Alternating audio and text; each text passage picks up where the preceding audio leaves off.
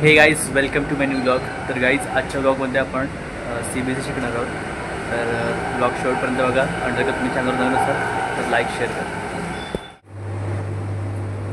तर गाईज आता मी just lab code वगैरे घालून रेडी झालो आहे. आता आज मी तुम्हाला CBSE कसं करता दाखवणार आहे.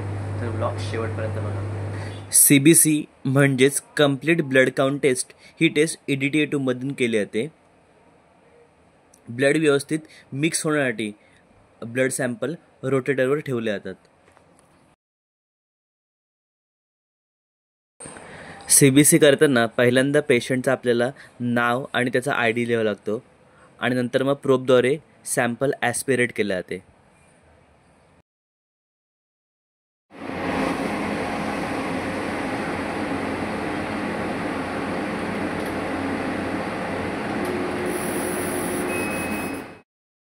सॅम्पल ॲस्पिरेट झाल्यानंतर आपल्याला CBSE मशीनमधून त्या पेशंटची CBSE चिट मिळते. त्याद्वारे आपण पेशंटचं प्लेटलेट्स, WBC, RBC, हिमोग्लोबिन अशा बऱ्याच गोष्टी आपण पाहू शकतो.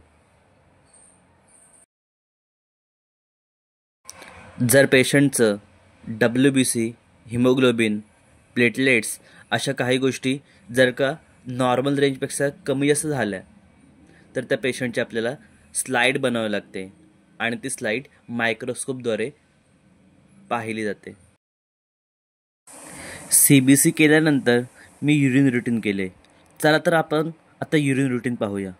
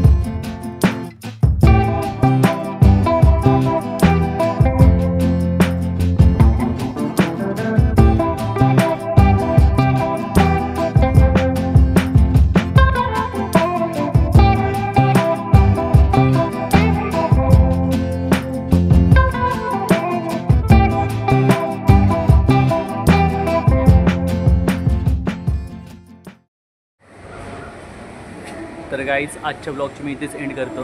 जर का तुम्हाला व्हिडिओ आवडल्यास नक्कीच व्हिडिओला लाईक शेअर करून चॅनलला सबस्क्राईब करा. बाय.